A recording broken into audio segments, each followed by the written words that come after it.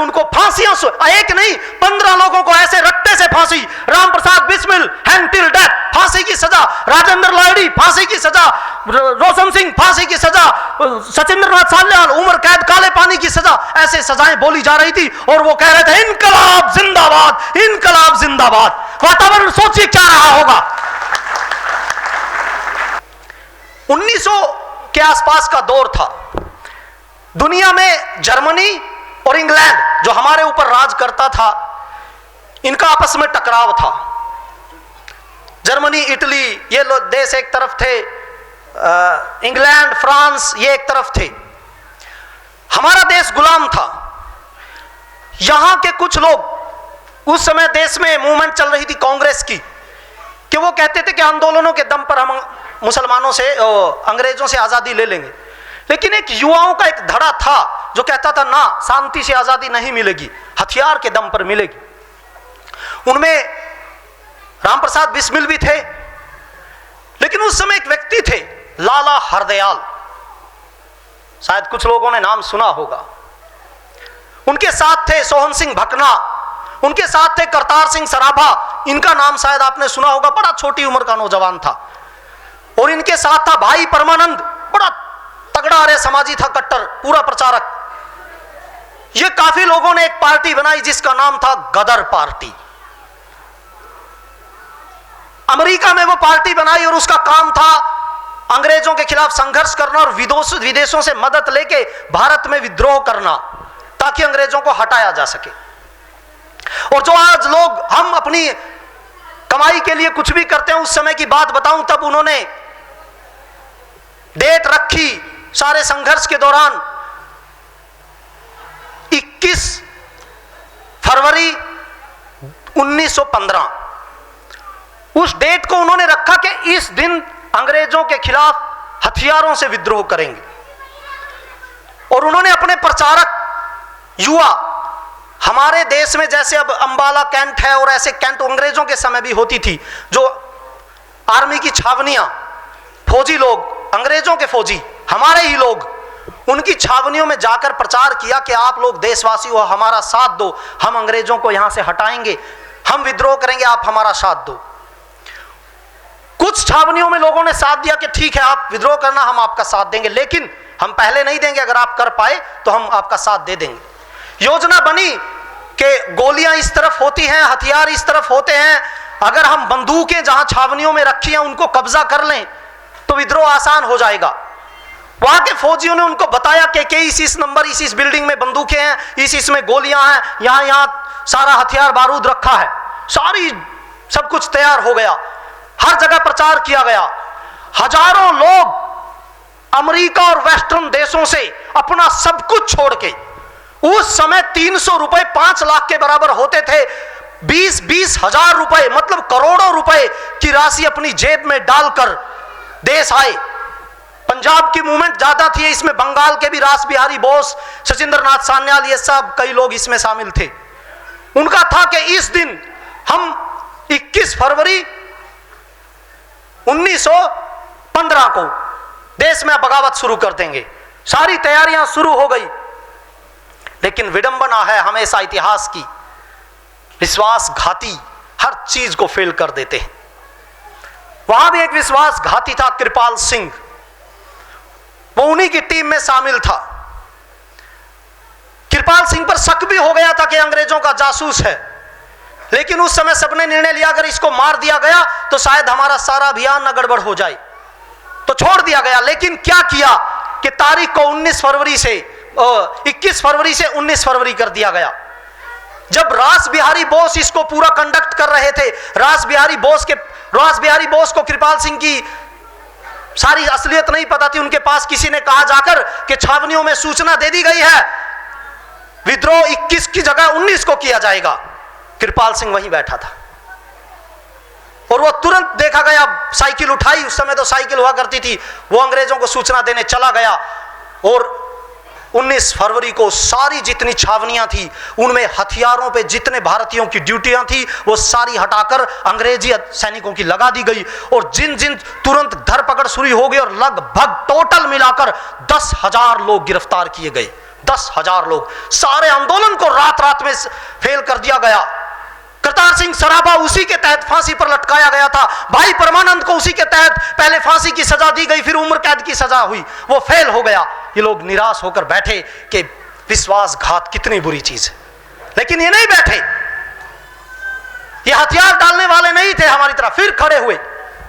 फिर एक आदमी था गेंदालाल दीक्षित, उसने राम प्रसाद बिस्मिल से बात की। जो लोग चंद बाहर रह गए थे युवा, उन्होंने फिर एक योजना बनाई। पंचम सिंह नाम का एक डाकू था 1918 में, उस डाकू से बात की और जितने बिहार में मध्य प्रदेश के इलाके में डाकू थे, ये घटना पंजाब की थी, और फिर बिहार में उन डाकुओं से बात की और लगभग 2000 पैदल डाकू और 5000 घुड़सवार 2500 लोगों की सेना तैयार की और कहा एक एक जगह जाकर हमला करके कब्जा करेंगे देश पर। लेकिन पूरी तैयारी हो गई, ट्रेनिंग हो गई, हथियारों की, लेकिन हो गई एक चीज, ये गदर पार्टी इसके साथ साथ लाला हरदयाल इसमें लगे हुए थे। रास बिहारी बोस वो विदेशों से सहायता की भी बात करते थे कि जब इंग्लैंड के खिलाफ हम यहां हमला करेंगे, जर्मनी जैसे देश हमारी मदद करेंगे, क्योंकि उस समय दुनिया में पहला वर्ल्ड वार चल रहा था। जब उन डाकुओं की तैयारी हो गई, लेकिन वहां भी क्या हुआ, सर्दी की गहरी रात में पुलिस वालों को सूचना दे दी गई। एक दलपत सिंह का विश्वासघाती, हमेशा हर अभियान को विश्वासघातियों ने खत्म किया। दलपत सिंह नाम का एक विश्वासघाती, रात को डाकुओं के लगभग 100 के करीब डाकू थे, सब खाना खा रहे थे, सबके खाने में जहर मिला दिया, 100 लोगों के खाने में। और जहर मिलाकर पहले सूचना दे दी थी कि रात को इस जगह हम हैं, और चारों तरफ से घेरा डाल दिया गया। अंग्रेजों को पता था कि खाने में जहर मिला दिया गया, गोलियां चली, बहुत से लोग जहर से मर गए। लगभग उस टोटल उसमें 36 लोग तो वहीं स्थान पर मर गए थे, और उनमें गेंदालाल दीक्षित को 3 गोलियां लगी थी। उनको गिरफ्तार कर लिया गया जो इसके प्लानर थे। उस समय राम प्रसाद बिस्मिल उनके साथ नहीं थे, उनको ग्वालियर जेल में डाला गया। राम प्रसाद बिस्मिल ने 3-4 लोगों के साथ योजना बनाई और गेंदालाल दीक्षित को वहां से भगा लिया। लेकिन जेल में बुरी तरह उनके साथ अत्याचार हुआ और वहां टीबी के मरीज हो गए। अगले 2 साल बाद 1920 में वो दिल्ली में भेष बदलकर एक सड़क किनारे लोगों को पानी पिलाते थे गरीब की तरह, और वहीं पानी पिलाते पिलाते मर गए, उनकी लावारिस लाश। कुछ लोगों ने पता किया ये गेंदालाल दीक्षित है, अंग्रेजों तक सूचना पहुंचाई गेंदालाल दीक्षित है। उनका अंतिम संस्कार लावारिस लाश का हुआ, क्योंकि लेने वाला कोई नहीं था। दुख होता है, दुख होता है उन लोगों को जिन्होंने पढ़ा लिखा लड़का अपनी सारी जवानी लगाई और सड़क के किनारे लावारिस लाश, घर वालों ने लाश लेने से मना कर दिया अंग्रेजों के डर से, और अंग्रेजों ने लिख दिया कि गेंदालाल दीक्षित जिंदा है। जब तक अंग्रेज रहे यहां गेंदालाल दीक्षित की तलाश रही और वो लावारिस चलाकर मार दिया गया। किसी को कोई चिंता नहीं थी। लेकिन राम प्रसाद बिस्मिल फिर भी नहीं रुका, फिर नहीं रुका। फिर 1924 में फिर आपने सुना होगा हिंदुस्तान रिपब्लिकन आर्मी का गठन किया गया, जिसमें भगत सिंह भी था। फिर हथियार इकट्ठे करने की योजना बनाई गई। फिर कहा धन चाहिए हथियारों के लिए, कोई पैसे नहीं देता खाने को। अरे हद की तो बात यह, राम प्रसाद बिस्मिल अपनी जीवनी में लिखता है कि मुझे दुख होता था जब मेरा साथी नहाने के लिए दूसरे की धोती लेता था और कहता था तेरी धोती में नहाऊंगा, क्योंकि धोती एक ही है, अगर भीग गई तो दूसरी नहीं पहन पाऊंगा। उन लोगों ने हथियार नहीं डाले, पहनने को धोती नहीं है, 10-10 दिन तक सिर्फ चने का सत्तू पीकर जिंदा है और हमारी आजादी के लिए संघर्ष किया। 10 दिन तक चने का सत्तू पी रहे हैं, पहनने के लिए एक धोती है। भाई से मांगा तेरी गीली हो गई, तेरी से नहाऊंगा फिर अपनी पहनूंगा, कल तू मेरे वाली से नहा लेना, जब नहाएंगे तो धुल जाएगी। और राम प्रसाद बिस्मिल कहता मैं दूर से देखता था, मुझे दर्द होता था। कहता था कहीं मैं इन पढ़े लिखे बच्चों का भविष्य तो बर्बाद नहीं कर रहा, मैं इनके साथ अत्याचार तो नहीं कर रहा। ये अच्छे अच्छे घरों के बच्चे हैं, यहां खाने को नहीं मिलता, सोने को नहीं मिलता, पहनने को नहीं मिलता, और 100% शुद्ध असफलता है, कहीं दूर दूर तक कोई रास्ता नजर नहीं आता। राम प्रसाद बिस्मिल ने अपनी आत्मकथा में लिखा है। लेकिन कहता है क्या करें, जब मैं सोचता हूं इससे बेहतर कुछ लगता नहीं। जैसे सुरेंद्र जी कह रहे थे, भगत सिंह ने कहा था कि जीना मैं भी चाहता हूं, मुझे भी मरने का शौक नहीं, लेकिन मरना मेरी मजबूरी है, क्योंकि मुझे लगता है मेरे देश के लोग शायद मेरी लाश पर जाग जाएंगे। कितना बड़ा बलिदान, वो बच सकता था लेकिन उसने कहा मेरा मरना जरूरी है, शायद मेरे देश के लोग जाग जाएं, हमें अब डाकू कहते हैं, कम से कम बलिदानी तो कहेंगे। ये मैं मानता हूं। उस 23 साल के नौजवान ने मरने के बाद राम प्रसाद बिस्मिल के ऊपर से डाकू का ठप्पा हटवाया। उससे पहले राम प्रसाद बिस्मिल फांसी पर टंगा तो डाकू की सजा दी गई थी, क्योंकि काकोरी की ट्रेन डकैती की थी। उसमें पकड़े गए और उनको 2000 अगले साल फांसी पर लटका दिया गया, रोशन सिंह, राजेंद्र लाहिड़ी और राम प्रसाद बिस्मिल को। और उस समय का जो, अगर आप कभी प्रकरण पढ़ेंगे, जो उनका वो प्रकरण था, जब वो सजा हो रही थी उनको, जब उनको फांसियां, एक नहीं 15 लोगों को ऐसे रट्टे से फांसी, Ram Prasad Bismil hang till death, फांसी की सजा, राजेंद्र लाहिड़ी फांसी की सजा, रोशन सिंह फांसी की सजा, सचिंद्रनाथ सान्याल उम्र कैद काले पानी की सजा, ऐसे सजाएं बोली जा रही थी। और वो कह रहे थे इनकलाब जिंदाबाद, इनकलाब जिंदाबाद। वातावरण सोचिए क्या रहा होगा। वो रो नहीं रहे थे। और जिस समय अदालत से निकले, सबने राम प्रसाद बिस्मिल के पैर छुए, अपने माथे पर तिलक लगाया और कहा सब मरने के लिए तैयार हैं। लेकिन दुख होता है, हम तो जानते भी नहीं उन्होंने कितनी भावना के साथ बलिदान दिया होगा, हम जानते भी नहीं। राम प्रसाद बिस्मिल काकोरी ट्रेन डकैती के अपराध में फांसी पर लटका दिया गया, दर्जन भर लोगों को काले पानी की सजा हुई, हम नहीं जानते। उसके बाद फिर आपने देखा होगा ये 3 जो ऊपर है, राजगुरु, सुखदेव और भगत सिंह, एचआरए की जिम्मेदारी इनके पास आ गई। इससे पहले इनके फिर राम प्रसाद बिस्मिल के पास इनके अध्यक्ष बने, इनके लीडर थे चंद्रशेखर आजाद। वो जवाहरलाल नेहरू से मिलने के लिए इलाहाबाद में गए और उससे मिलने के बाद अल्फ्रेड पार्क में रेस्ट कर रहे थे, एक युवक का इंतजार कर रहे थे, लेकिन वो नहीं जानते थे उससे पहले वीरभद्र नाम का एक फिर विश्वासघाती उनकी सूचना दे चुका था अंग्रेजों को। और जब वो पार्क में बैठे यशपाल के साथ और कई साथी थे, उनके ऊपर भी कई आरोप हैं कि एक दूसरे के साथी ने विश्वासघात किया, वो वहां बैठे थे। चारों तरफ से कितने लोग, लगभग 80 जो जवान थे बंदूकधारी, जिन्होंने पूरे पार्क को घेर लिया। अकेले चंद्रशेखर आजाद लगभग 32 मिनट लड़ाई चली, 32 मिनट अकेला लड़ा 80 सैनिकों के साथ और 39 राउंड फायर किए अंग्रेजों पर। लगभग दर्जन से ऊपर अंग्रेज घायल किए और 3 को मार दिया और अंतिम गोली अपने सिर में मारी। और एक गोली नहीं, सिर में मारने से पहले लगभग 7 गोलियां उसको लग चुकी थी। ये जो बात बता रहा हूं, एक सीआईडी के अफसर ने, अंग्रेजों की सीआईडी के अफसर ने किताब लिखी है, उसमें लिखी है ये बात। लगभग 7 गोलियां यहां गर्दा, एक हाथ कलाई टूट चुकी थी। बार बार कह रहे थे आत्मसमर्पण कर दो, लेकिन बार बार गोलियां चला रहा था और अंतिम गोली फिर अपने सिर में मारी।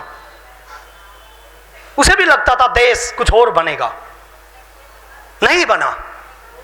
फिर उसके बाद जब ये जेल में थे, इन्होंने ये भगत सिंह, राजगुरु, सुखदेव, इनको भी लगता था, अनशन भी किया, फांसी पर भी चढ़े, माफी के लिए इनको कहा गया आपको लिख के देना है। हर किसी को कहा गया, ये चीज ध्यान रखिएगा, राम प्रसाद बिस्मिल को भी कहा गया लिख के दे दो, आगे से अंग्रेजों के खिलाफ कोई विरोध नहीं करेंगे, हम आप लिख कर दे दो, हम आपकी फांसी की सजा माफ कर देंगे। नहीं लिख कर दिया, कहा फांसी की सजा चाहते हैं हम माफ करो, लेकिन विरोध बंद नहीं करेंगे, क्योंकि हमारा राजनीतिक अधिकार है। ये राम प्रसाद बिस्मिल और ये सब लोग बोलते रहे। इनको भी कहा गया आप लिख कर दे दो, नहीं लिखा इन्होंने, फांसी पर चढ़ गए, क्योंकि इनको लगता था देश जाग जाएगा।